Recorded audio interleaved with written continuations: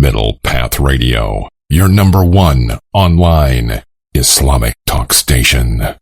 Assalamu alaikum everyone, and welcome to Raw with RAZA on Middle Path Radio. Today I thought we'd talk about some of the key news story this week that really stood out for me was about the apology and non-apology that Shaykh Suliman Ghani received. Now, let me give you a bit of background to the story. Basically, during the London Mayor election campaign, Sadiq Khan, who was the Labour candidate, who's now the Mayor of London, he was accused by David Cameron of sharing platforms with extremists, i.e. Muslims, yeah? And what Cameron said during Prime Minister's questions, which is like one of the main debates that takes place in Parliament, he said in House of Commons, he said that that Suliman Ghani, Shaykh Suliman Ghani, the former Imam of Tooting Mosque and great activist, he said of him that he is a supporter of IS. Now, almost instantly, there was a massive backlash on social media. A lot of Muslims were saying, what you're on about, that's an absolute lie. Just look at, for example, early this year, in January 2016, Shaykh Suliman Ghani was doing a talk about the evils of ISIS with Muazzam Beg and other esteemed speakers. And there was a massive backlash. And to his credit, I must say, a big lesson to other Muslims is how Shaykh Suliman Ghani conducted himself, that he did not let this lie go away. He said, no, I am going to demand an apology. And yeah, I'm going to go down the legal route and stuff as well, but I'm going to make sure I get a damn apology. And that's a real good lesson for a lot of Muslims, I'd say, is because the government, one of the things they often bank on when they tell half-truths or lies, is that you and I won't chase them up. And what Shaykh Suliman Ghani's done, which is beautiful, is saying, no, I'm going to chase you up, I'm going to put the pressure on you. So what happened was, Shaykh Suliman Ghani said, I loved, he really came out fighting. He said, I just wish Cameron would say that outside of House of Commons so I could sue him. It was beautiful. It sends the right attitude, not being apologetic or anything at all. It's saying, I wish he'd say that outside. And, MPAC, we did an action alert. Other Muslims were complaining too. We asked Muslims to write into their MPs demanding answers from the Prime Minister why he's lied about him. And Shaykh Suliman Ghani just, went around and was talking on the media, on BBC Radio 4 and others, having a go at them. And then what happened was that lie was repeated a couple more times about Shaykh Suliman Ghani. I believe Andrew Neil of the BBC repeated that lie, and Michael Fallon, who is the Conservative Defence Secretary and the Defence Minister. Now, Shaykh Suliman Ghani is actually he's suing,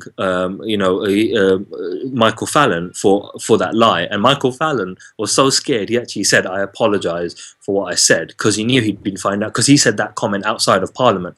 Now, the importance of saying it inside of Parliament, outside of Parliament, is about something called parliamentary privilege.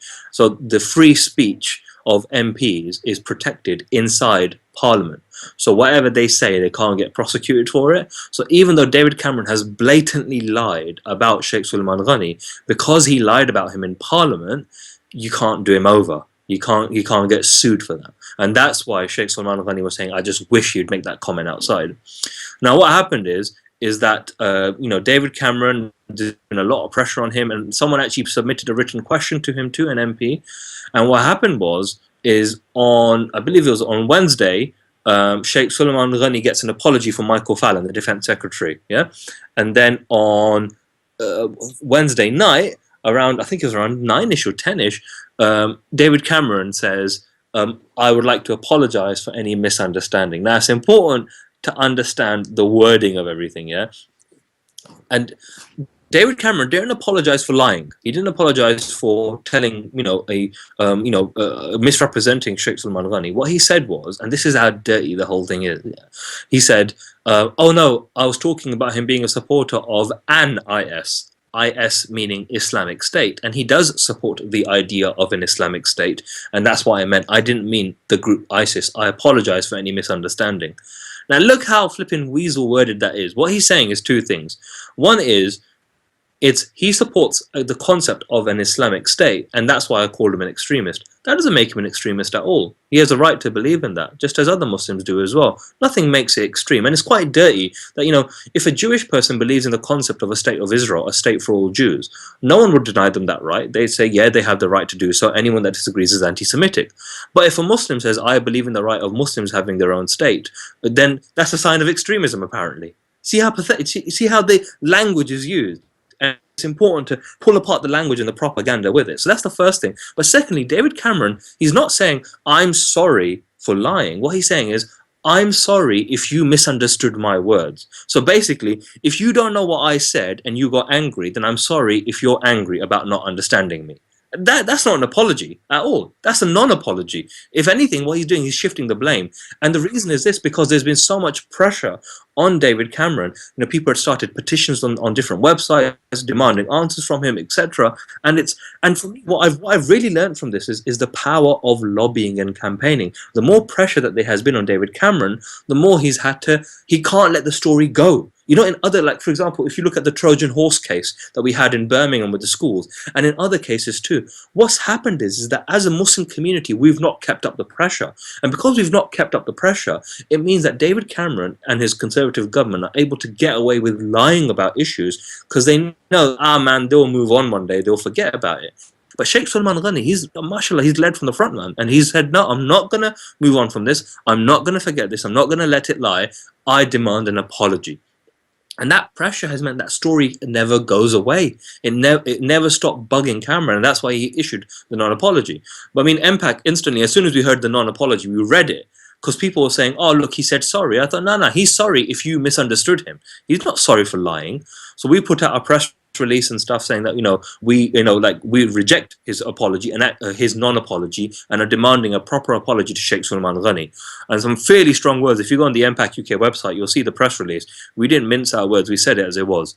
I know some Muslim organizations and groups, they were like, we welcome the apology, and I thought, no, don't welcome anything. It's that Malcolm X quote, which is that if someone stabs you with a knife and it goes in 9 inches and they pull it out 6 inches, that's not progress. Even if they pull it out completely, that's not progress. You only have progress once the scar is healed and we can talk as human beings. So it's not progress if he apologizes for your misunderstanding. It doesn't mean anything at all. If anything, David Cameron realized, man, that's a lot of pressure, I don't need this, and now if I say the word sorry, people will move on. But actually, what he's apologizing for is your misunderstanding.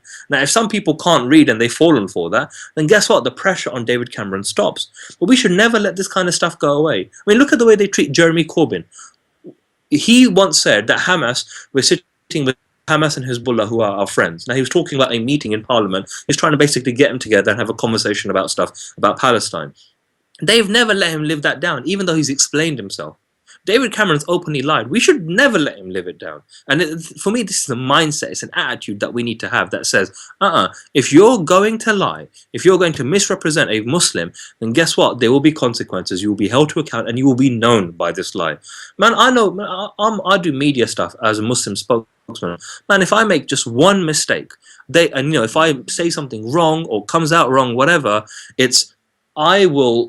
they would never ever, as a Muslim spokesman, never ever let me live it down. I mean, MPAC still gets these attacks of being anti-Semitic from things that have been misrepresented or half-truths or whatever, and they never let us live it down. And yet David Cameron has openly lied about a British citizen putting his life at risk. You've got people like Boris Johnson, who called African leaders, he actually said this, Google it. He actually said African leaders have watermelon smiles. That's incredibly racist, man. There's no way around that. But all he said was, "Oh, I'm sorry about that." And you know what? The worst thing is what Boris Johnson said. He said, he used to be editor of a magazine, and they published an article in 2008, and the article said that black people have lower IQs than white people. Now look how racist that is. And you know what Boris Johnson said? You can actually look it up. He said, "I'm sorry, that's not what's in my heart." And that was it. We moved on. Now it's 2016, 8 years later, and the man could be a future prime minister of this country. You see, the thing is this, there's a double standard, how we're treated and how other people are treated. We could make a mistake and they'll do us over. Shaykh Suliman Ghani can be lied about and it'll bug him for the rest of his life. But that's not the way it should be. David Cameron has to be held to account. And so for me, what I really learned as a lesson, I thought I'd share this week is that is the power of organized campaigning that doesn't stop. It's regular. It's constant. It's always looking at different angles. What can I attack this way? Can I attack that way? Look at the pressure points. And that is what we need to learn from this case, is that actually, well done to Shaykh Suliman Ghani. He really has done a fantastic job. But secondly, well done to those of you who actually wrote into your MP, put pressure on them, and didn't let the story die. Because remember, in today's mainstream media environment, like 24/7 rolling news, something that comes on at 9 o'clock in the morning normally dies the death by the time it's 3 p.m. in the afternoon. But alhamdulillah, we kept this story going. It's a massive success for the community in that sense, that we did not allow this lie of Shaykh Suliman Ghani to go unnoticed and to go unpunished. But we have to keep up that pressure still. So guys, that was it really for today. For this week, I thought that share the lessons from Shaykh Suliman Ghani, what that means for us as a community. And yeah, inshallah, next week we'll have another chat on Raw with Raza. Assalamu alaikum. Middle Path Radio, your number one online Islamic talk station.